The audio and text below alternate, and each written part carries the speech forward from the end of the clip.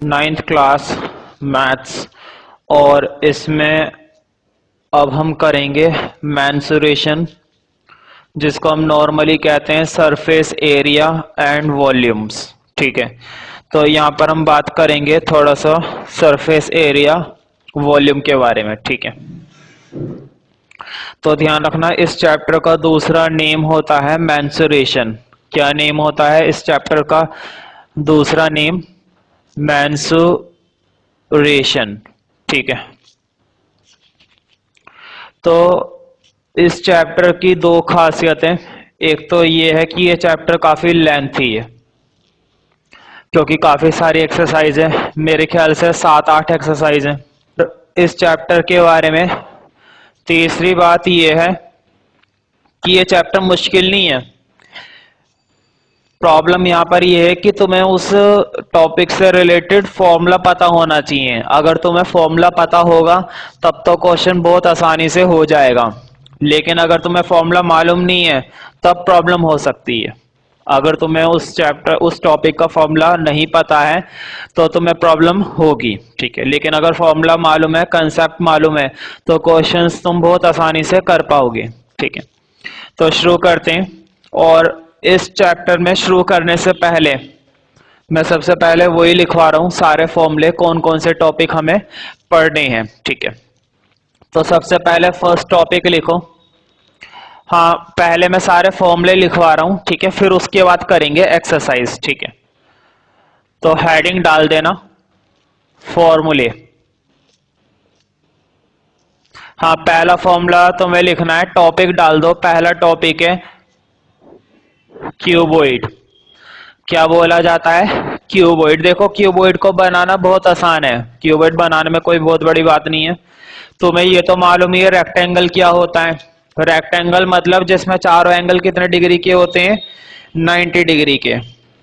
चारों एंगल कितने डिग्री के होते हैं? 90 डिग्री के। तो देखो मैं किस तरह से क्यूबॉइड बना रहा हूं। क्यूबॉइड बनाना बहुत आसान है। पहले मैंने एक रेक्टेंगल बनाया, फिर उसी रेक्टेंगल के ऊपर एक और बना दिया। तुम्हें भी इसी तरह से बनाना है जैसे मैं बना रहा हूं। यहां पर मैंने इसको ज्वाइन करा, यहां पर इसको ज्वाइन करा, यहां पर इसको ज्वाइन करा और यहां पर इसको ज्वाइन करा। ठीक है, तो देखो थोड़ी सी यहां पर ज्वाइनिंग आउट हो गई है, लेकिन मैं एडजस्ट कर देता हूं। अब ठीक है, तो ध्यान रखना ये जो मैंने फिगर बनाई है, इस फिगर को बोला जाता है क्यूबॉइड। ठीक है, इस फिगर को बोला जाता है मैच बॉक्स।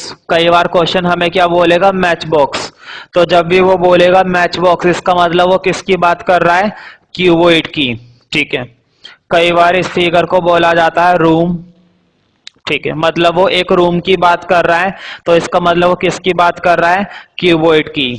कई बार वो बोलेगा बॉक्स, मैच बॉक्स नहीं, सिर्फ बॉक्स। ठीक है, तो किसकी बात कर रहा है? क्यूबॉइड की। और कई बार वो बोलेगा ब्रिक। ब्रिक मतलब ईंट।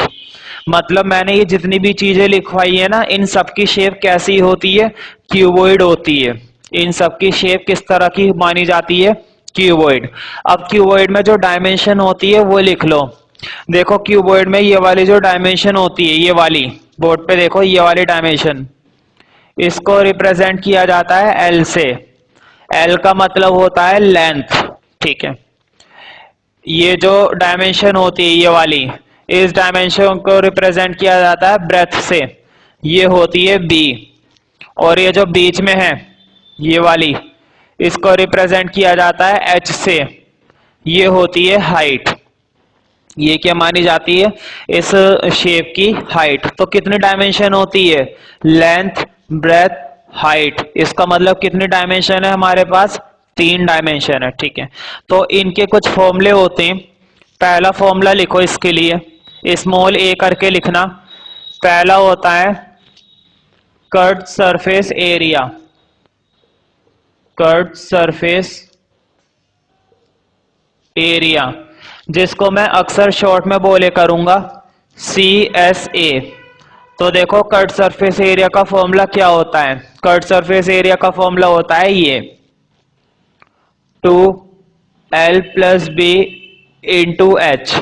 क्या फॉर्मूला होता है इसका? 2L + B × H।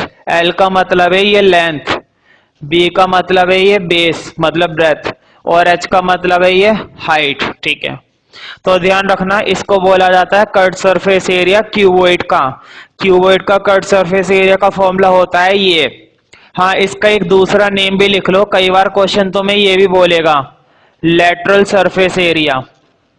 Lateral surface area, इसको मैं शॉर्ट में बोलता हूं LSA।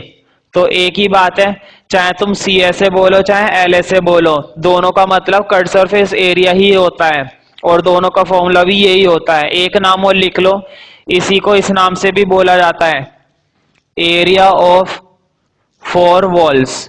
वॉल्स का मतलब तुम्हें मालूम होगा, वॉल्स का मतलब होती है दीवार, और 4 का मतलब 4, मतलब 4 दीवारों का एरिया। तुम देख सकते हो इस रूम में, इस समय इस रूम में कितनी दीवारें लगी हुई हैं, 4।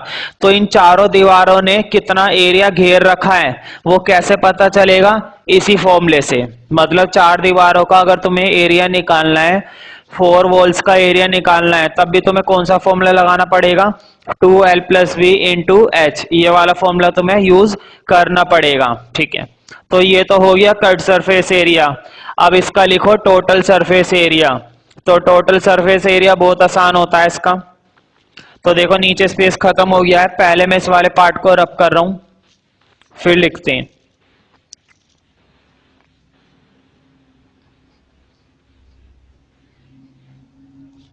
तो देखो total surface area, total surface area, तो देखो बहुत आसान सा फॉर्मूला है इसका टोटल सरफेस एरिया का, 2LB + BH + HL, length into breadth, breadth into height, height into length, इन तीनों का एडिशन इंटू 2।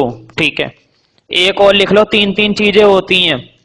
हर एक फिगर का मैं तुम्हें लिखवाऊंगा कट सरफेस एरिया, हर एक फिगर का लिखवाऊंगा टोटल सरफेस एरिया, और हर एक फिगर का लिखवाऊंगा वॉल्यूम।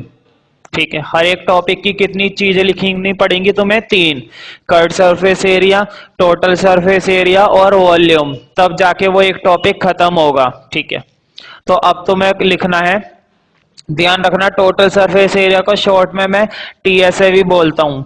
हाँ, वॉल्यूम लिखो, वॉल्यूम बहुत आसान है, तीनों का multiply, LBH, length breadth height, तीनों का तुम्हें क्या कर देना होता है, मल्टीप्लाई, तो तुम्हारा क्या निकल आएगा, वॉल्यूम। तो वॉल्यूम निकालना तो बहुत आसान है। ठीक है, वॉल्यूम निकालना काफी इजी टॉपिक है। ठीक है, अगली फिगर देखते हैं, क्यूबॉइड के बारे में इतना ही है। ठीक है, नेक्स्ट फिगर देखते हैं, अगला टॉपिक।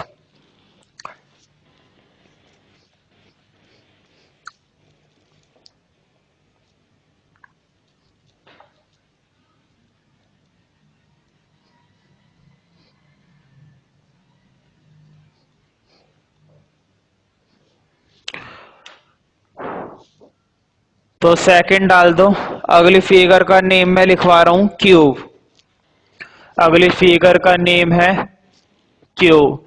ध्यान रखना क्यूब में और क्यूबॉइड में कुछ खास फर्क नहीं होता।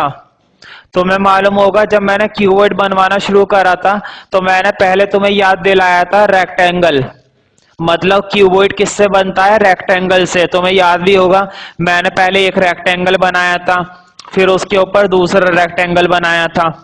ठीक है, लेकिन क्यूब के लिए तुम्हें ध्यान रखना होता है स्क्वायर। अब मैं स्क्वायर की हेल्प लूंगा।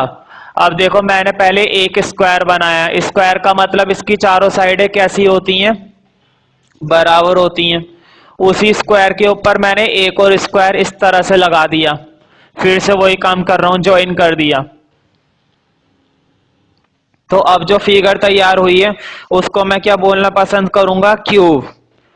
इस फिगर को हम क्या बोलेंगे, क्यूब। ठीक है, तो ध्यान रखना इसकी लेंथ ब्रेथ हाइट सेम होती है, इसकी हर एक साइड कैसी होती है, सेम, ए ए ए ए, हर एक साइड जितनी भी साइड दिख रही हैं वो कैसी होती हैं, सेम होती है। और मैंने साइड को क्या नेम दे दिया है, ए। ठीक है, तो इसकी भी 3 चीजें होती हैं। पहले लिखो इसका कट सरफेस एरिया, ध्यान रखना इसका भी कट सरफेस एरिया लेटरल बोल सकते हैं, इसके भी कट सरफेस एरिया को क्या बोला जा सकता है, लेटरल सरफेस एरिया। तो कट सरफेस एरिया इसका बहुत आसान है। हाँ, कट सरफेस एरिया लिख लो इसका, ये होता है तुम्हारा 4a²। इसका लेटरल सरफेस एरिया होता है 4a²। एक और लिखो, total surface area. Total surface area में थोड़ा सा फर्क है, 6a²। बहुत आसान है, जो भी साइड होगी उसका क्या कर देना है, स्क्वायर। मान लो साइड तुम्हें दे रखी है 3, तो देखो टोटल सरफेस एरिया निकालना कितना आसान है। अगर तुमसे मैं बोलूं टोटल सरफेस एरिया निकालो, अगर साइड है 3, तो देखो 6 ए की जगह मैं डालूंगा 3, 3 का हो गया स्क्वायर। तो बताओ 3 का स्क्वायर कितना हो जाएगा, 9। 9 की 6 से करेंगे कितना आ जाएगा, 54। तो तुम्हारा टोटल सरफेस एरिया निकल आया 54। ठीक है, तो ऐसा करना है, अभी नहीं, जब सॉल्व करना शुरू करेंगे तब। हाँ, इसका एक चीज और रह गई है, वॉल्यूम। तो वॉल्यूम भी लिख लो हाथ के हाथ। तो वॉल्यूम होता है इसका ए का क्यूब, साइड का क्या हो जाता है, क्यूब हो जाता है। ठीक है, हाँ इस फिगर के बारे में इतना ही है, आगे देखते हैं अब। थर्ड, तीसरा टॉपिक। हाँ, तीसरा टॉपिक है तुम्हारा सिलेंडर। सिलेंडर की फिगर तो तुम्हें मालूम ही होगी, नॉर्मली सबके घर में होता है, इसलिए सबको इसकी फिगर मालूम है। हाँ, सिलेंडर को बहुत अच्छे से ये भी बोला जाता है right circular cylinder. Right circular cylinder, तो चाहे वो राइट सर्कुलर लगाए या ना लगाए, उससे कोई फर्क नहीं पड़ने वाला।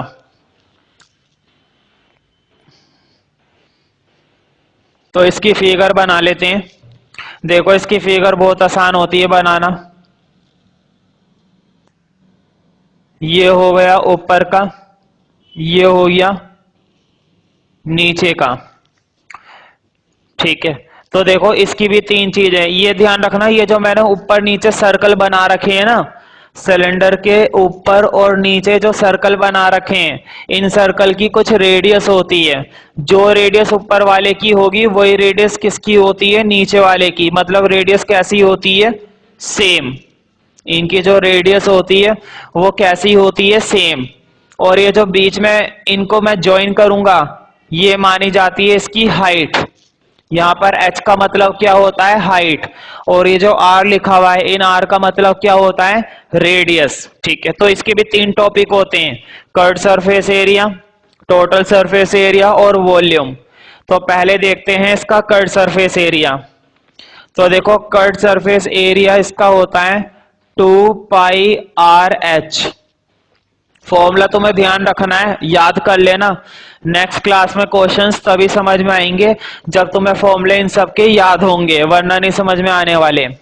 तो कट सरफेस एरिया होता है 2πr(h). अच्छा ध्यान रखना, अभी तो मैंने 2 फिगर पढ़ाई हैं, क्यूबॉइड पढ़ाया है और क्यूब पढ़ाया है। ठीक है, उनमें तो कट सरफेस एरिया की ज्यादा दिक्कत नहीं होती है, लेकिन अब जितनी भी आगे फिगर आएंगी ना, उनके कट सरफेस एरिया में प्रॉब्लम हो जाता है।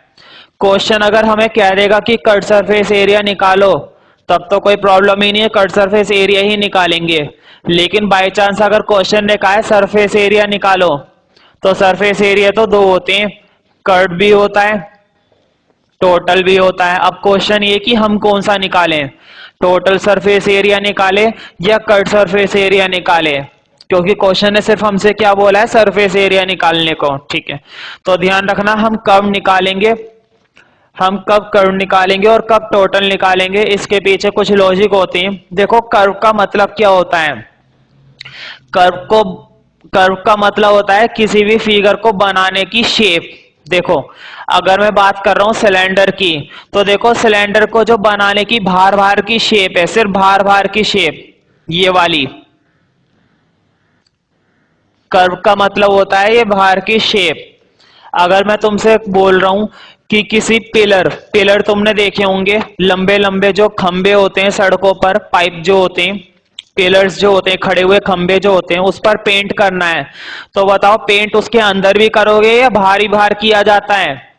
जब हम किसी पिलर को पेंट करने की बात करते हैं, पिलर, जब हम किसी पिलर को पेंट करने की बात कर रहे हैं तो बताओ बाहर से ही तो पेंट करेंगे, इसका मतलब हम उसके बाहर ही तो बाहर पेंट कर रहे हैं, बस कर्व ही कर्व के ऊपर। तो कौन सा एरिया निकालेंगे? Cut surface area. एक एग्जांपल और देता हूं, एक एग्जांपल और देता हूं। मान लो तुम्हारे पास एक सिलेंड्रिकल शेप का एक वेजल है, छोटा सा तुम्हारे पास एक सिलेंड्रिकल शेप का बर्तन है, ठीक है। उस बर्तन के ऊपर तुम्हें कोटिंग करनी है, स्टील की कोटिंग करनी है। कोटिंग का मतलब है उसके ऊपर लेयर चढ़ानी है स्टील की गन से। तो मुझे बताओ, जब तुम स्टील की लेयर इसके ऊपर चढ़ाओगे तो भारी तो चढ़ाएंगे ना स्टील की लेयर, कोटिंग हम ऊपर से करने वाले हैं। तो बताओ मैं कट सरफेस एरिया निकालूंगा या टोटल सरफेस एरिया निकालूंगा? कट सरफेस एरिया निकालूंगा, ठीक है। एक एग्जांपल और देता हूं। एक सिलेंड्रिकल शेप में, मान लो एक सिलेंड्रिकल शेप का वो बना हुआ है घर, सिलेंड्रिकल शेप का एक घर बना हुआ है इस तरह से, ये बना हुआ है घर सिलेंड्रिकल शेप का।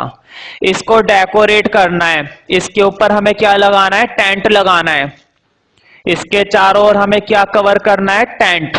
इस सिलेंड्रिकल शेप के ऊपर हमें क्या लगा देना है? टेंट लगा देना है। तो बताओ कट सरफेस एरिया ये निकालूंगा या टोटल सरफेस एरिया? फिर से हम क्या निकालेंगे? कट सरफेस एरिया निकालेंगे। अब ध्यान से सुनना, अब जो मैं एग्जांपल दे रहा हूं, फिर से तुम्हें एक बर्तन बनाना है स्टील का, इस बार वो बर्तन बनाना है तुम्हें।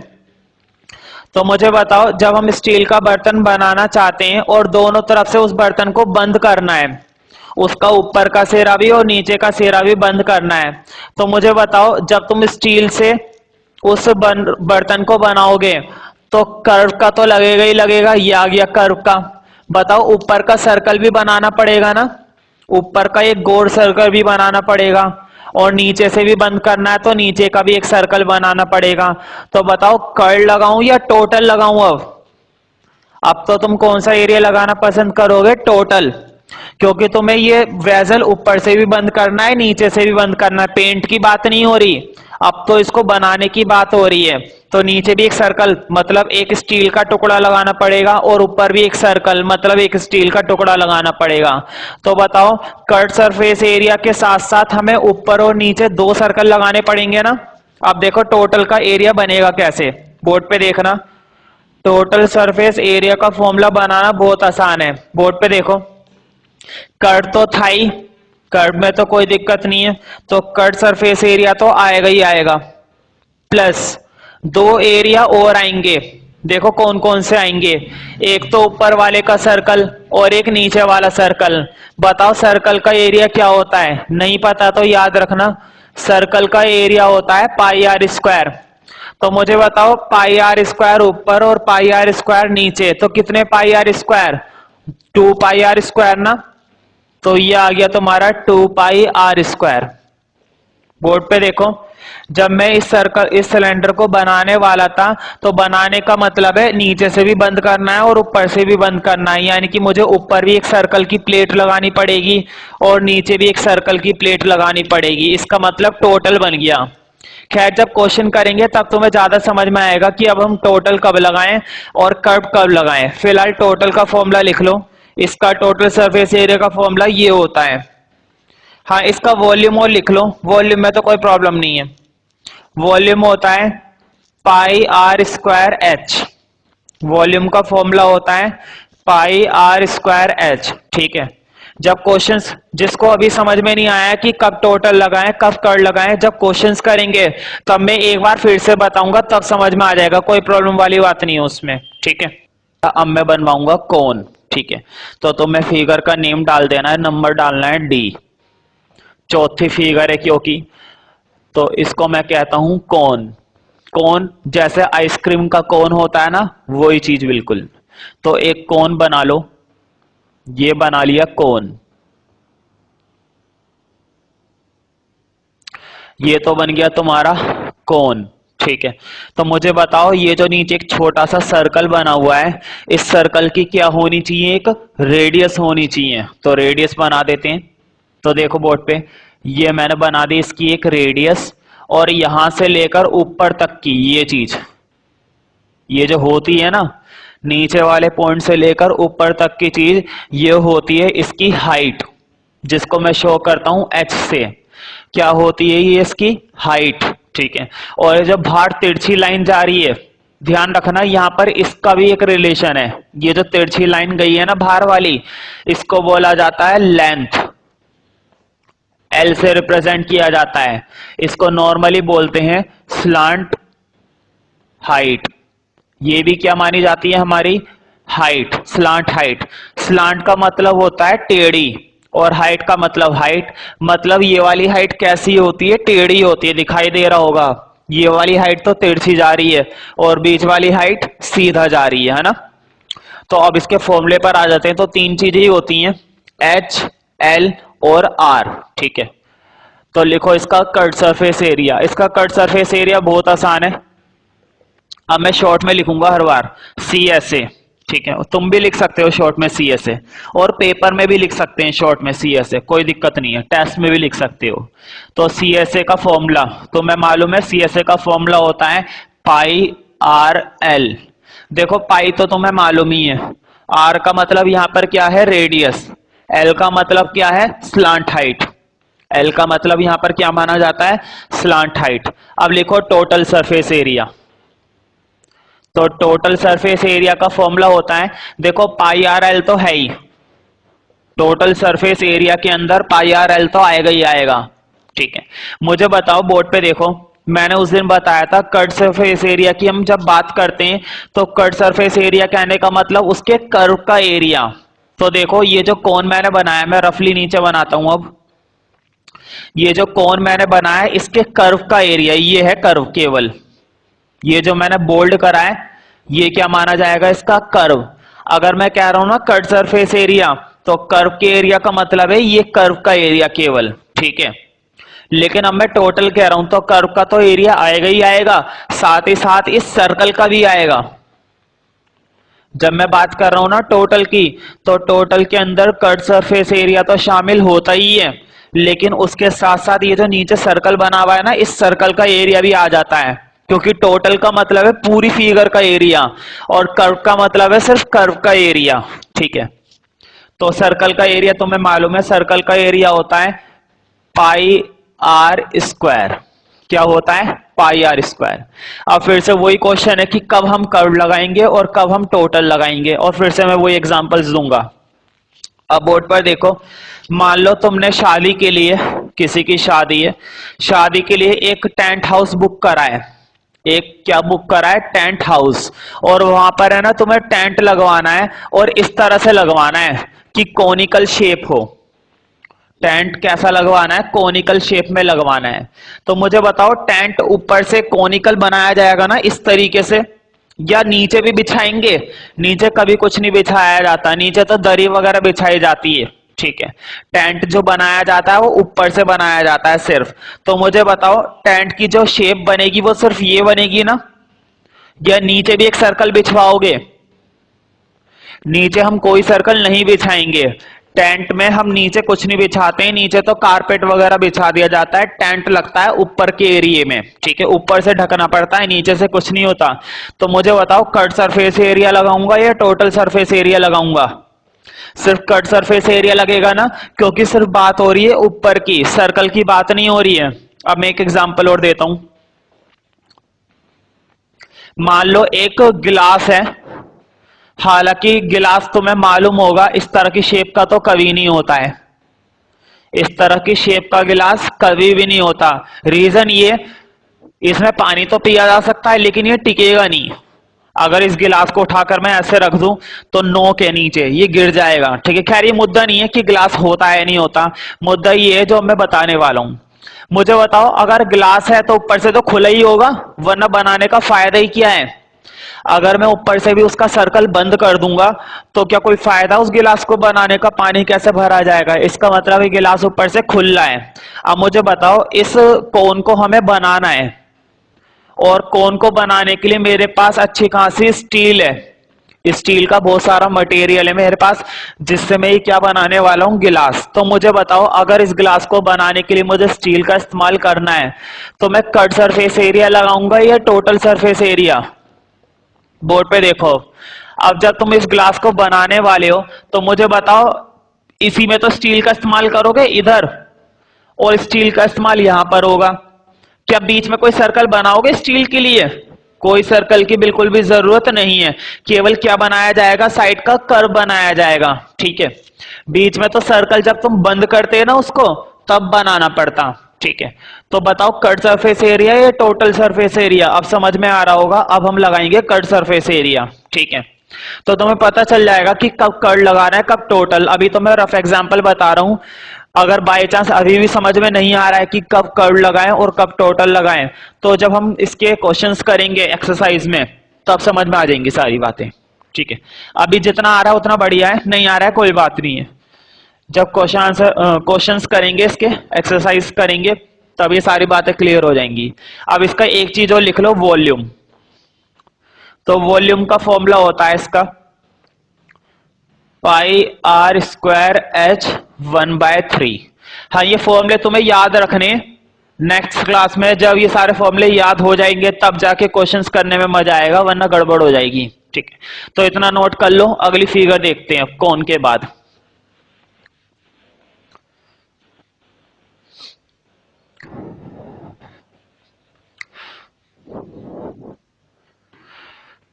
तो अगली फिगर डाल दो ई, और अगली फिगर का नेम है स्फीयर। अगली फिगर बोली जाती है स्फीयर की। स्फीयर मतलब ये देखो, दिखने में सर्कल जैसा होता है, लेकिन स्फीयर एक सर्कल नहीं होता। तुमने देखा होगा कि बैंगल बैंगल होती है ना, चूड़ी। तो ध्यान रखना, जो चूड़ी होती है वो एक सर्कल है। चूड़ी जो होती है वो एक सर्कल है। लेकिन अगर तुम बात कर रहे हो सिर्फ एक रोटी की, चपाती, तो वो एक स्फीयर है। स्फीयर का मतलब है बीच में जो जगह होती है वो भरी भी होती है। रोटी की जब हम बात कर रहे हैं तो बीच में से कोई जगह खाली थोड़ी ना होती है, वो जगह कैसी होती है, भरी हुई, वो एक स्फीयर है। इसी तरह से अगर एक बॉल की बात करोगे तुम, तो मुझे बताओ जो गेंद वगैरह होती है खेलने की, वो जो बॉल होती है वो भी हमारी क्या होती है, स्फीयर। ठीक है, तो सर्कल सिर्फ हम उसे कहते हैं जिसमें सिर्फ एक बाउंड्री होती है और बीच का एरिया खाली होता है। ठीक है, उसको हम सर्कल बोलते हैं। बाकी सभी गोल चीजें क्या कहलाती हैं, स्फीयर। ठीक है, खैर इतना एग्जांपल बहुत है, और वैसे भी इससे कोई फर्क नहीं पड़ता, क्वेश्चन में हमें बता देगा कि वो स्फीयर है या सर्कल है। ठीक है, खैर तो ध्यान रखना, स्फीयर की भी एक रेडियस होती है, ऐसी बात नहीं है किसकी रेडियस नहीं होती। तो इसकी भी तीन तीन चीजें। ठीक है, तो लिखो, पहला cut surface area, total surface area, और इसका वॉल्यूम। हाँ, तुम्हारे लिए फायदेमंद बात यह है कि इसका कट सरफेस एरिया और टोटल सरफेस एरिया दोनों सेम होते हैं। तो इसका कट सरफेस एरिया भी 4πr² होता है और टोटल सरफेस एरिया भी 4πr² होता है। हाँ, लेकिन इसका वॉल्यूम अलग होता है। वॉल्यूम होता है 4/3πr³। ठीक है, हाँ, अगली फिगर लिखो एफ। अगली फिगर जो है वो है हेमिस्फीयर। अगली फिगर तुम्हारी मानी जाएगी हेमिस्फीयर। तो हेमिस्फीयर की फिगर साइड में बना लेना। हेमिस्फीयर कहने का मतलब इस तरह की शेप। इसको नॉर्मली, हेमिस्फीयर को नॉर्मली बाउल भी बोला जाता है। बाउल जैसे कटोरी होती है ना, तुम्हें दिखाई भी दे रहा होगा किसकी तरह दिख रही है, ये कटोरी की तरह। ठीक है, तो इसकी भी एक रेडियस होती है आर। तो इसके लिए भी तीन चीजें लिख लो, curved surface area, total surface area, और इसका वॉल्यूम। तो कट सरफेस एरिया होता है इसका 2πr², और टोटल इसका अलग है, टोटल होता है 3πr²। हाँ, वॉल्यूम अलग है, 2/3πr³। तो ये तीन चीजें नोट कर लो, और ये लास्ट फिगर थी। इसके अलावा अब कोई फिगर नहीं बची है। तो देखो कुल मिलाकर कितनी फिगर है टोटल, कुछ ज्यादा फिगर नहीं है, 6-7 फिगर्स आ रही हैं बस। तो अगर ध्यान से कर लोगे तो बढ़िया रहेगा। कुछ छोटे छोटे फॉर्मूले रह गए, वो अब हम देख लेते हैं। ठीक है, जो क्वेश्चंस को करने में काफी हेल्प करेंगे। ठीक है, वो सारे फॉर्मूले नोट में लिख लो। लेकिन इंपॉर्टेंट है, ऐसी बात नहीं है कि नहीं है, इंपॉर्टेंट इंपॉर्टेंट है, ठीक है। तो मैं याद होगा सबसे पहली फिगर मैंने क्या बनवाई थी, क्यूबॉइड। बनाने की जरूरत नहीं है, अगर बनाना चाहते हो वैसे बना सकते हो, कोई दिक्कत नहीं है। सबसे पहली फिगर मैंने बनवाई थी क्यूबॉइड, ठीक है। इसको क्या बोला जाता है, क्यूबॉइड बोला जाता है।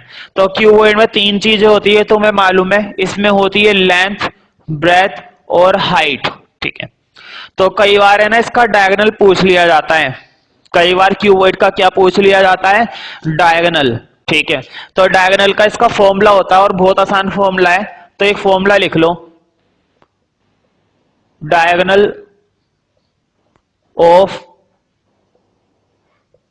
क्यूबॉइड। डायगोनल क्यूबॉइड का फॉर्मूला बहुत आसान है, देखो ये तीनों चीजें तुम्हें दे रखी होंगी क्वेश्चन में, लेंथ भी बता रखी होगी, ब्रेथ भी बता रखी होगी और हाइट भी बता रखी होगी, और तुम्हें बस डायगोनल का फॉर्मूला लगा देना है। तो देखो एल का स्क्वायर प्लस ब्रेथ का स्क्वायर प्लस एच का स्क्वायर, इन तीनों का स्क्वायर करके रूट लगा देंगे, ठीक है। ये निकल आएगा तुम्हारा डायगोनल। तो क्यूबॉइड के डायगोनल का फॉर्मूला तो ये होता है। इसी तरीके से इसका भी डायगोनल का फॉर्मूला होता है क्यूब का, तो वो भी लिख लो हाथ के हाथ, डायगोनल ऑफ क्यूब। तो इसका फॉर्मूला और भी आसान है, इसका होता है √3, ठीक है। और मुझे बताओ, मैंने क्यूब की साइड जब फॉर्मूले लिखवाए थे तो क्यूब की साइड क्या मानी थी, ए मान रखी थी ना, जब मैंने क्यूब के बारे में बताया था, ये वाली फिगर, तो मैंने हर बार साइड क्या मान रखी थी, ए। तो इसका डायगोनल का फॉर्मूला होता है √3a। ध्यान रखना ए रूट से बाहर है, ए रूट के अंदर नहीं है, ए रूट से अलग है, √3a, ठीक है। एक फॉर्मूला और लिख लो, अगर क्वेश्चन हमसे बोलेगा ना कि कॉस्ट निकालो, अगर क्वेश्चन हमसे कहता है टोटल कॉस्ट निकालो, तो देखो टोटल कॉस्ट का फॉर्मूला बहुत आसान है, टोटल कॉस्ट बराबर होता है हमेशा, टोटल कॉस्ट का फॉर्मूला होता है एरिया इंटू रेट। एरिया की मल्टीप्लाई किससे कर देनी है, रेट से। अगर मैं तुमसे कह रहा हूं एरिया तुम्हारा है 5 मीटर स्क्वायर, एरिया कितना निकल के आया है, 5 मीटर स्क्वायर, और 2 रुपए का रेट चल रहा है, कितने रुपए का रेट चल रहा है इस समय मार्केट में, 2 रुपए का। तो बताओ टोटल खर्चा कितना आ जाएगा, टोटल कॉस्ट कितने की पड़ेगी, 5 दूनी मल्टीप्लाई कर देंगे, 5 2 जा कितने हो जाएंगे, 10, ठीक है। तो वो टोटल कॉस्ट निकल आएगी। खैर जब क्वेश्चन करेंगे तब समझ में आ जाएगा, फिलहाल इतना ही काफी है। हाँ एक फॉर्मूला लिख लो, बस एक लास्ट फॉर्मूला है। कभी कभी तो वो हमसे पूछता है कि टोटल कॉस्ट निकालो, तो तुम्हें एरिया की मल्टीप्लाई कर देनी है रेट से, एरिया की मल्टीप्लाई कर देनी है, किससे कर देनी है, रेट से। लेकिन कई बार हमें एरिया की जरूरत पड़ेगी, ठीक है। अब इसका फॉर्मूला मैं अलग से दिखाता हूं, 4th पॉइंट में जो तुम्हें लिखवाऊंगा वो मैं तुम्हें अलग से दिखा रहा हूं, पहले नोट के अंदर जो तुम्हें 4th पॉइंट में लिखना है अभी, वो भी मैं अलग से दिखाता हूं करके कैसे यूज करते हैं इसको।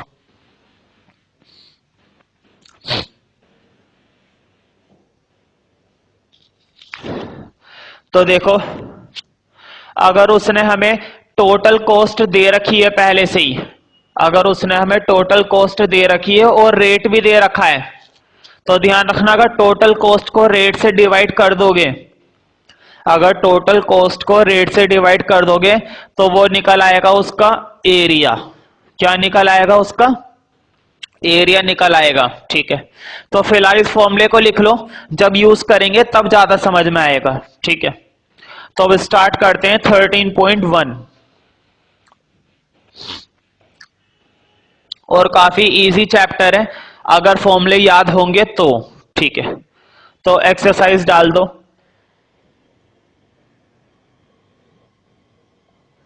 13.1।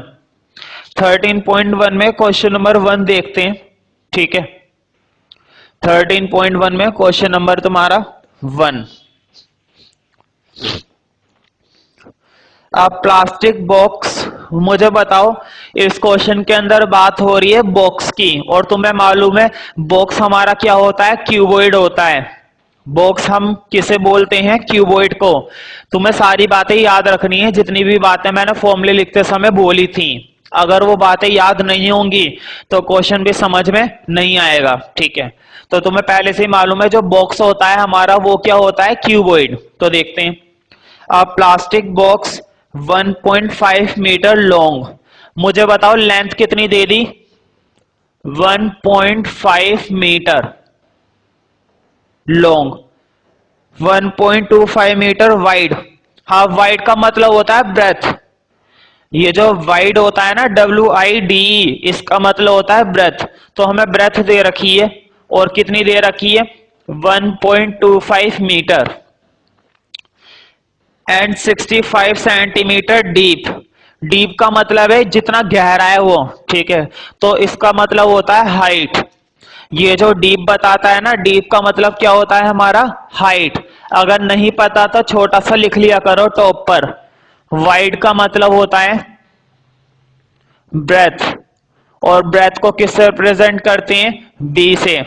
और डीप का मतलब होता है हाइट, और हाइट को किससे रिप्रेजेंट करते हैं? एच से। इस तरह से। ठीक है, तो नहीं पता हो करे तो टॉप पर लिख लिया करो। फिलहाल हमें हाइट भी दे रखी है, और कितनी हाइट दी है? 65 centimetre. 65 centimetre. It is to be open at the top. Underline कर लो इस लाइन पर, ये जो आगे लिखी हुई है ना, इस वाली लाइन पर, ओपन एट द टॉप। दो बातें वो अक्सर बोलेगा कि टॉप पर से खुला हुआ है। इसका मतलब क्या होता है? वो बॉक्स जो है वो टॉप पर से खुला हुआ है। ठीक है, वैसे भी तुमने देखा होगा अगर हमारे पास कोई बॉक्स है तो बताओ एक साइड से तो खुला हुआ होना चाहिए ना। अगर बॉक्स हर साइड से बंद होगा तो क्या उसके अंदर कोई सामान रख पाएंगे? नहीं रख सकते। मतलब बॉक्स एक साइड से खुला होना चाहिए। तो कई बार क्वेश्चन हमें बोलेगा कि टॉप पर से खुला हुआ है, ओपन एट द टॉप, और कई बार तो ये भी बोल देता है बॉटम से खुला हुआ है। दो ही बातें बोलता है बस वो। या तो वो बोलेगा टॉप पर से खुला हुआ है मतलब ऊपर से खुला हुआ है, कई बार वो बोलेगा नीचे से खुला हुआ है, बॉटम से खुला हुआ है। तो ध्यान रखना, चाहे वो बोले ऊपर से खुला हुआ है चाहे वो बोले नीचे से खुला हुआ है, हमेशा ये काम करना है जो मैं बताऊंगा। ठीक है, पहले इधर देख लेते हैं। लेंथ दे रखी है, ब्रेथ दे रखी है, हाइट दे रखी है उस बॉक्स की, और बॉक्स के बारे में बताया गया है कि वो ऊपर से खुला हुआ है। ठीक है, आगे देखते हैं। It is to be open at the top ignoring the thickness of the plastic sheet. इससे तो कोई फर्क नहीं पड़ता, थिकनेस का कोई काम नहीं है। अभी इन्होंने कहा थिकनेस कुछ नहीं है, वो जब आगे वाले क्वेश्चंस में आएगी ना थिकनेस, तब मैं हाथ के हाथ बता दूंगा कि थिकनेस का कैसे काम करते हैं। यहां पर तो थिकनेस दी नहीं गई है। खैर, डिटरमाइन करना है the area of the sheet for making the box. इस बॉक्स को बनाने के लिए कितना एरिया लगेगा? तो तुम्हें मालूम है एरिया निकालना है। बोर्ड पे देखो, एरिया ऑफ बॉक्स। तुम्हें एरिया निकालना है बॉक्स का, और तुम्हें मालूम है क्यूबॉइड का फॉर्मूला क्या होता है? क्यूबॉइड का फॉर्मूला होता है LB plus BH plus HL। ये फॉर्मूला होता है लेंथ ब्रेथ, ब्रेथ हाइट, और हाइट लेंथ। अब मैंने बताया था ये जो वर्ड लिखा हुआ है ओपन एट द टॉप, तो देखो चाहे वो क्वेश्चन बोले ओपन है टॉप से, मतलब चाहे ऊपर से खुला हुआ हो चाहे वो नीचे से खुला हुआ हो, हमेशा तुम्हें एक चीज माइनस कर देनी है। अंडरलाइन कर लेना इस लाइन पर जरूर, बहुत इंपॉर्टेंट लाइन है। अगर इस लाइन पर ध्यान नहीं दिया तो गलत हो सकता है क्वेश्चन। जब भी वो बोलेगा कि ऊपर से खुला हुआ है चाहे वो बोले नीचे से खुला हुआ है, तो मैं हमेशा ये माइनस कर देना है लेंथ इंटू ब्रेथ। तो मैं हमेशा ये चीज माइनस कर देनी। क्या माइनस कर देना है? Length into breath. समझ में आ गई होगी बात। चाहे वो बोले टॉप पर से खुला हुआ है चाहे वो बोले बॉटम से खुला हुआ है, तो मैं हमेशा क्या माइनस करना है? Length into breath. ये दो चीजें माइनस कर देनी है। अब कुछ नहीं करना, तो वैल्यू डालो और आ जाएगा आंसर। तो देखो 2L इंटू बी, एल की मल्टीप्लाई बी से, मतलब 1। अच्छा, एक चीज और ध्यान रखना, ध्यान नहीं रहा मेरे इस क्वेश्चन में बताने का। मुझे बताओ ये दोनों किस में लिखी हुई है? मीटर में। ये दोनों टर्म्स किस में लिखी हुई हैं? मीटर में लिखी हुई हैं। और नीचे वाली टर्म हमें किस में दे रखी है, सेंटीमीटर में। एक बात ध्यान रखना, दो डायमेंशन मीटर में और एक डायमेंशन सेंटीमीटर में, या तो तीनों को सेंटीमीटर बना लो या फिर तीनों को मीटर बना लो। ठीक है, एक काम करते हैं, मीटर बना लेते हैं। तो देखो ये सेंटीमीटर में, तो अंडरलाइन कर लो, अगर सेंटीमीटर से मीटर में कन्वर्ट करना होता है, अगर हमें सेंटीमीटर से मीटर में कन्वर्ट करना है तो तुम्हें 100 से क्या देना पड़ेगा, डिवाइड। 100 से तुम्हें क्या दे देना है, डिवाइड कर देना है। और अगर मीटर से कन्वर्ट करना है सेंटीमीटर में, अगर मीटर से कन्वर्ट करना है तुम्हें सेंटीमीटर में, तो 100 से तुम्हें क्या कर देना है, मल्टीप्लाई।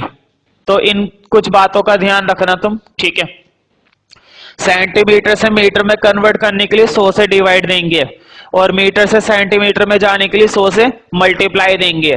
तो मैं फिलहाल सेंटीमीटर से मीटर बनाने वाला हूं, तो मुझे बताओ, मैं 65 को डिवाइड दूंगा ना, 65 सेंटीमीटर है और सेंटीमीटर से मीटर बनाने के लिए 100 से क्या करना पड़ता है, डिवाइड। तो मैं डिवाइड देने वाला हूं, तो मुझे बताओ, अगर मैं यहां पर 100 से डिवाइड दूंगा तो मुझे ये मिलेगा ना 0.65 मीटर। अब मैंने इसके साथ क्या लगा दिया है, मीटर लगा दिया है। पहले ये सेंटीमीटर था, अब ये क्या हो चुका है, मीटर। अब देखो तीनों डायमेंशन सेम है, ये भी मीटर में, ये भी मीटर में, ये भी मीटर में। तो ध्यान रखना, इस चैप्टर में 13 चैप्टर में तुम्हें इस चीज का जरूर ध्यान रखना है।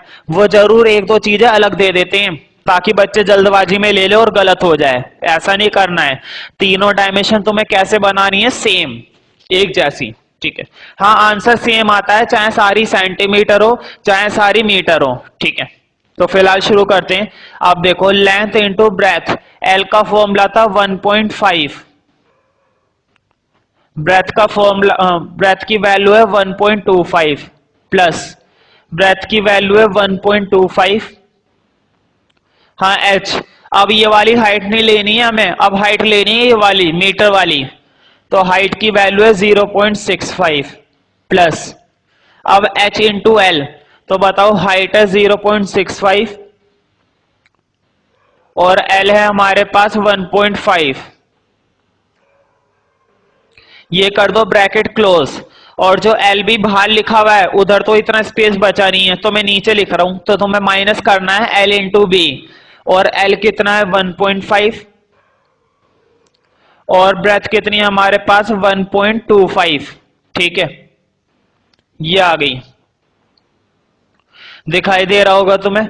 देखो मैंने क्या करा है, एल की जगह और बी की जगह वैल्यू डाल दी, यहां पर बी और एच की जगह वैल्यू डाल दी और एच और एल की जगह वैल्यू डाल दी, ब्रैकेट कर दिया क्लोज, फिर माइनस कर दिया एल इंटू बी। ठीक है, अब तो बस कैलकुलेट करना है। मैंने पहले बताया था यहाँ पर कैलकुलेशन काफी हैवी आती है, मेंसुरेशन है, मेंसुरेशन में तुम्हें कैलकुलेशन मिलेगी ही मिलेगी, इससे नहीं बच सकते। एक तो कैलकुलेशन और एक फॉर्मूला, इन दो चीजों का बहुत काम पड़ता है मेंसुरेशन के अंदर। तो इसको अब हम सॉल्व करेंगे। तो देखो 1.5 की 1.25 से मल्टीप्लाई करेंगे, और मल्टीप्लाई करना बहुत आसान है, मल्टीप्लाई करने में कोई खास बड़ी बात नहीं है। मैं तुम्हें मल्टीप्लाई करके भी दिखाता हूं। देखो पॉइंट वाली मल्टीप्लाई में कोई हर्ज नहीं है, ऐसा मत सोचना कि मैं पॉइंट हटा दूं और काट दूं, फिर तो पॉइंट हटाने का झंझट मत करो क्योंकि उससे कोई फायदा नहीं होता। सीधा इनकी क्या कर दो, मल्टीप्लाई। देखो मल्टीप्लाई करना बहुत आसान है, ये है तुम्हारा 1.5 और ये है तुम्हारा 1.25। ये जो पॉइंट आ रहा है ना, इस पॉइंट को थोड़ी देर के लिए भूल जाओ, 1.5 का भी पॉइंट भूल जाओ और 1.25 का भी पॉइंट भूल जाओ। नॉर्मली सोचो, ये है हमारा 125 और ये हमारा 15, पॉइंट भूल जाओ।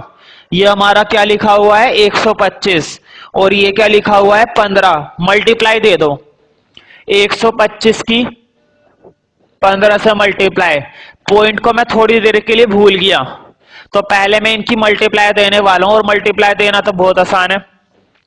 5 5 जा 25, 2 5 2 जा 10 और 2 12, 1 5 1 जा 5 6 1 2 5 5 7 8, ये आ गया तुम्हारा। जितनी वैल्यू आई है वो लिखेंगे, लेकिन उससे पहले पॉइंट को एडजस्ट करेंगे। मैंने सबसे पहले कहा था ना कि पॉइंट को भूल जाया करो, लेकिन जब मल्टीप्लाई हो जाता है ना उसके बाद पॉइंट लगा दिया करो। अब देखो कैसे लगाना है, पॉइंट के बाद इधर कितनी डिजिट है? एक डिजिट। पॉइंट के बाद इधर कितनी डिजिट है? दो डिजिट। बोर्ड पे देखो, इधर पॉइंट के बाद एक डिजिट, इधर पॉइंट के बाद दो डिजिट, तो पॉइंट के बाद टोटल कितनी डिजिट्स हैं? तीन ना। इधर पॉइंट के बाद दो डिजिट थी, इधर पॉइंट के बाद एक डिजिट थी, तो पॉइंट के बाद हमारी कितनी डिजिट्स हैं? टोटल तीन। तो एक काम करो, तीन डिजिट छोड़ दो, एक दो तीन, यहां पर आ गया पॉइंट। ठीक है, समझ रहे हो ना किस तरीके से काम करेंगे? पॉइंट को सबसे पहले भूल जाया करो। 15 की 125 से जो भी आ रहा है मल्टीप्लाई करके, मल्टीप्लाई तो तुम कर ही लोगे, ये आएगा। ठीक है, और फिर देख लो कि पॉइंट के बाद टोटल कितनी डिजिट्स है। तो देखो, पॉइंट के बाद इधर एक डिजिट थी और पॉइंट के बाद इधर दो डिजिट थी, तो टोटल कितनी डिजिट थी? तीन। तो मैंने वही काम करा है, एक दो तीन, तीन डिजिट छोड़ दी और पॉइंट लगा दिया इधर। ठीक है, तो अब इस वैल्यू को लिख दो 1.875 प्लस। अब देखो, अगली कैलकुलेशन और भी आसान है। मुझे बताओ, इधर 1.25 है और इधर 0.65 है। पॉइंट को हम फिर से क्या करेंगे? भूल जाएंगे। इसको क्या मानोगे? 125। इसको क्या मान के चलोगे तुम? 125। और 0.65 के पॉइंट को भूल जाओ, उसको क्या मानोगे? सिर्फ 65, 65 मानेंगे। जीरो को तो वैसे भी नहीं लेते हैं इधर की साइड वाली को, तो क्या मानेंगे इसको? सिर्फ हम 65। हाँ, मल्टीप्लाई दे दो। 125 की 65 से मल्टीप्लाई जब हम करेंगे तो ये तुम्हारा आएगा, चलो मल्टीप्लाई कर ही लेते हैं, मेरे पास सॉल्यूशन नहीं है इसका। 125 की 5 से करते हैं, तो देखो 125 की 5 से करने पर ये मिलेगा 600। कर लेते हैं, चलो 5 5 जा 25, 2 5 2 जा 10 और 2 12, 1 5 1 जा 5 और 6। अब 6 से करेंगे, 0 3 6 2 जा 12, 15 1 6 1 जा 6 7। ठीक है, तो ये हमारी वैल्यू है। और अब इसको ऐड करेंगे, 5 2 6 और 5 11 का 1 हासिल 1 8 8 1 2 5। मल्टीप्लाई करने पर कितना आ रहा है? 8125। अब देखते पॉइंट के बाद टोटल डिजिट है कितनी। इधर देखो बोर्ड पर, इधर पॉइंट के बाद कितनी डिजिट दिख रही है? दो। इधर भी पॉइंट के बाद कितने डिजिट दिख रही हैं? दो। तो मुझे बताओ, पॉइंट के बाद टोटल डिजिट्स है कितनी? इधर दो और इधर दो, तो टोटल कितने डिजिट्स है पॉइंट के बाद? चार ना। तो चार डिजिट छोड़ दो, 1 2 3 4, तो पॉइंट आएगा इधर। तो पॉइंट के पहले एक जीरो लगा लिया करो, वो ज्यादा अच्छा लगता है। पॉइंट के बाद एक जीरो और लगा लिया करो, तो इसका आंसर आ गया 0.8125 प्लस। अब एक लास्ट और रह गया है, तो देखो लास्ट वाला बचा हुआ है 0.65 और 1.5। तो इसका मेरे पास आंसर है, इसका मैं सीधा लिख देता हूं, कोई प्रॉब्लम वाली बात नहीं है। इसका आएगा 0.975, ब्रैकेट कर दो क्लोज माइनस। मुझे बताओ, इसकी भी तो मल्टीप्लाई देनी है अभी लास्ट में, माइनस में जो इधर टर्म लिखी भी उसकी भी तो मल्टीप्लाई देनी पड़ेगी। लेकिन बोर्ड पर देखो, 1.5 की मल्टीप्लाई 1.25 से, बताओ ये बिल्कुल इसकी तरह नहीं है। 1.5 की मल्टीप्लाई 1.25 से, देखो ये वाली टर्म और ये वाली टर्म बिल्कुल सेम है। ठीक है, तो यहां पर जो आंसर आया था वही मैं उधर लिख सकता हूं। तो इसका आंसर मैंने पहले ही निकाल रखा है, देखो ये रहा, इसका आंसर ये रहा। तो यही वैल्यू यहां पर लिख दो, क्यों दोबारा मेहनत करें, ये आ गया। अब देखो आगे तुम्हें और आसानी से काम करना है। इन तीनों को मैं क्या करूंगा? आपस में ऐड करूंगा। इन तीनों को आपस में क्या कर देना है? जोड़ देना है। तो इन तीनों को ऐड कर देते हैं। ऐड करने में कोई बड़ी बात नहीं है, बस तुम्हें ध्यान रखना है कि पॉइंट के नीचे क्या रखेंगे? पॉइंट। तो मुझे बताओ, 1.875 में 0.8125 ऐड करा और 0.975, तो देखो मैंने पॉइंट के नीचे पॉइंट ही रखा है। अब ऐड कर देते हैं, तो देखो इसके तो नीचे 5 के नीचे कुछ नहीं है ना, ऊपर है तो 5 ही आ गया। 5 और 5 10 और 2 12 का 2 कैरी यहां पर आ गया 1 8 और 1 9 7 16 का 6 हासिल 1 9 8 17 17 और 9 26 26 का 6 हासिल 2 3। तो ये आ गया तुम्हारा 3.6625। तो ब्रैकेट के अंदर चल रहा है 3.6625 माइनस, बताओ वो वाली टर्म तो ऐसी चल रही है ना 1.875। हाँ, इस टर्म की मल्टीप्लाई आप 2 से कर दो। तो देखो 2 से मल्टीप्लाई करना कोई बहुत बड़ी बात नहीं है। फिर से मैं क्या करूंगा, इसका पॉइंट भूल जाऊंगा और क्या लिखूंगा 36625 और 2 से मल्टीप्लाई दे दूंगा डायरेक्ट। इसका जो पॉइंट है वो भूल जाओ। देखो 3.6 था ना, मैंने पॉइंट ही भूल गया, मैंने डिजिट लिखी है केवल, और कितने से मल्टीप्लाई देने वाला हूं 2 से। तो इसका सॉल्यूशन भी है मेरे पास, 2 से मल्टीप्लाई करके ही आएगा तुम्हारा, इसका सॉल्यूशन नहीं है, करना पड़ेगा।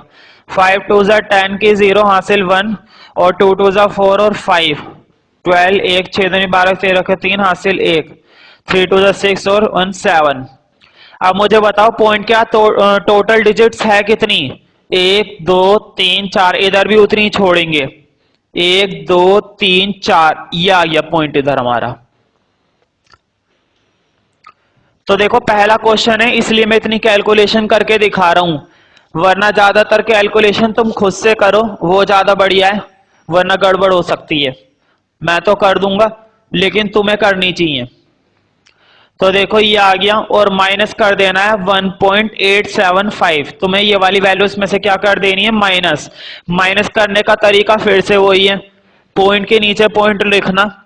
तो देखो माइनस में रफ में करके दिखा रहा हूं, 7.3250 में से माइनस करना है 1.875। तो देखो जीरो के नीचे तो कुछ नहीं है, उसे हटा ही दो।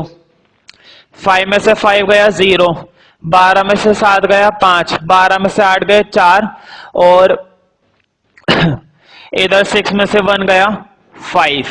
तो तुम्हारा आंसर आएगा 5.45।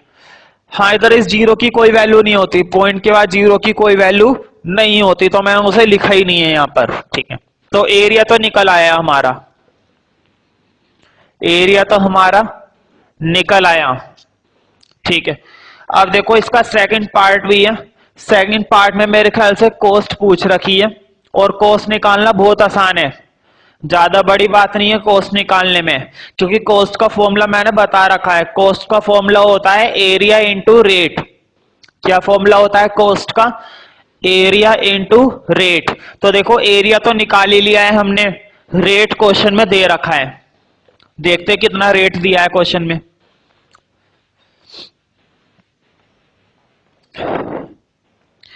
तो देखो the cost of the sheet for it if a sheet measuring 1 metre square cost ₹20।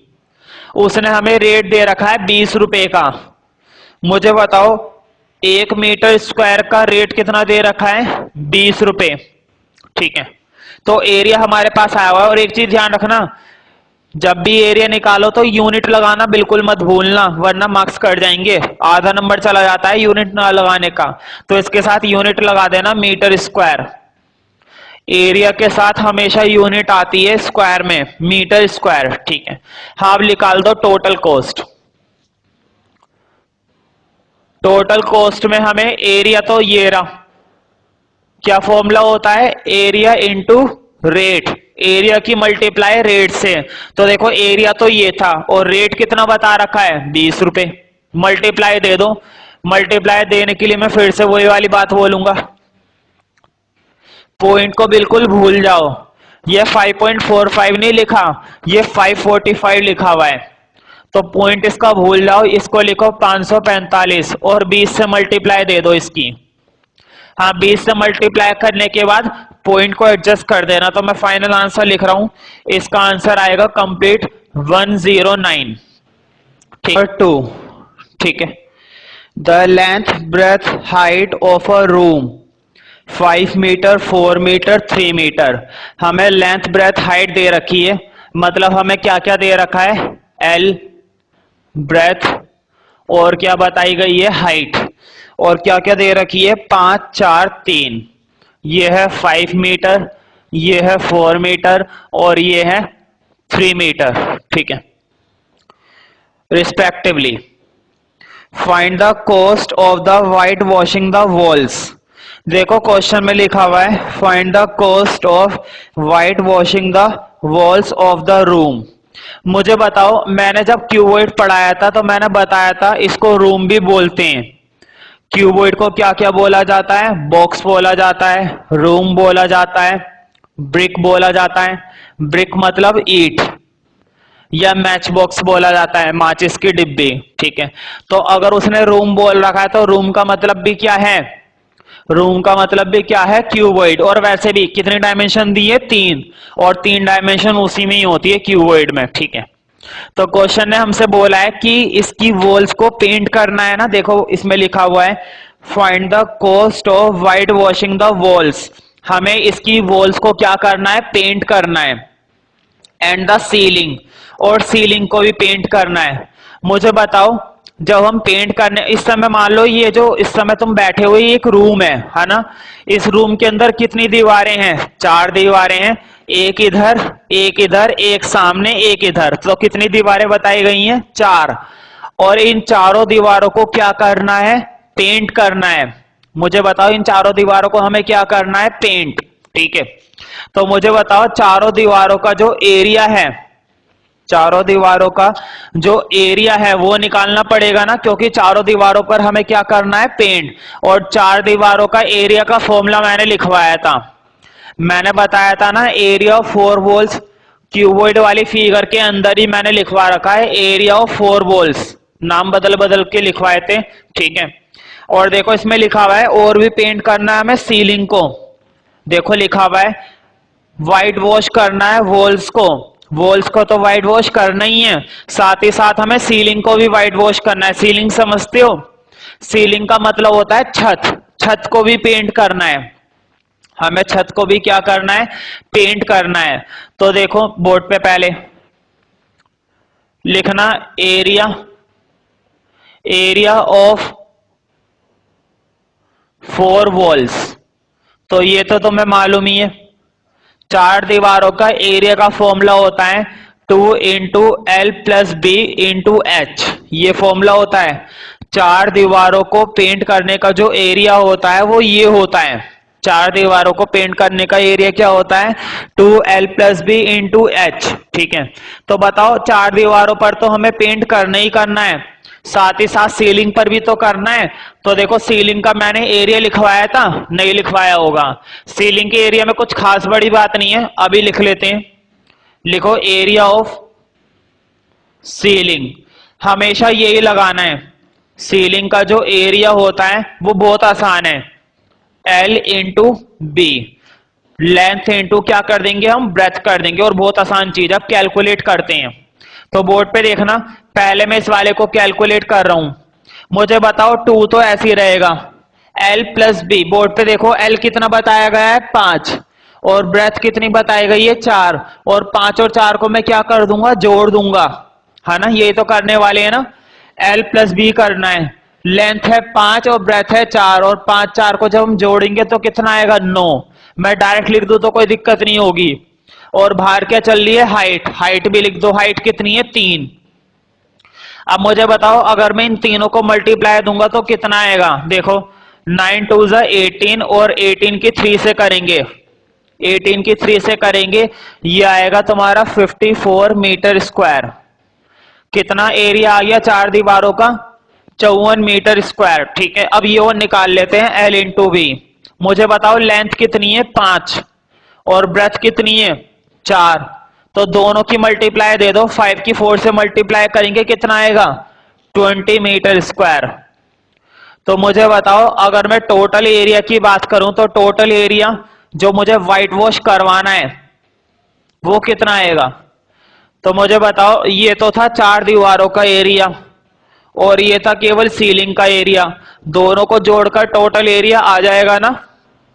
4 दीवारों के एरिया में इस एरिया को जोड़ोगे तो टोटल एरिया निकल आएगा।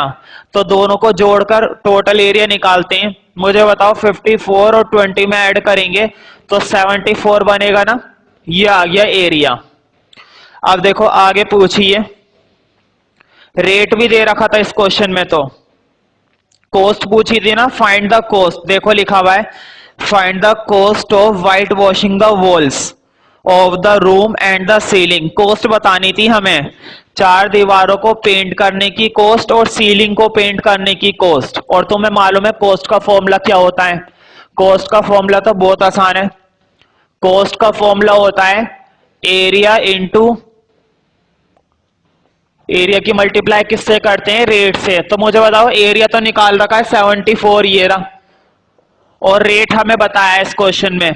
देखो क्वेश्चन में लिखा हुआ है रेट, रेट है 7.5 का। तो मल्टीप्लाई करना मैंने सिखाई दिया था। 74 की मल्टीप्लाई 7.5 से कर दो। पॉइंट क्या, जीरो की तो कोई वैल्यू ही नहीं होती, उसको हटाई दो तो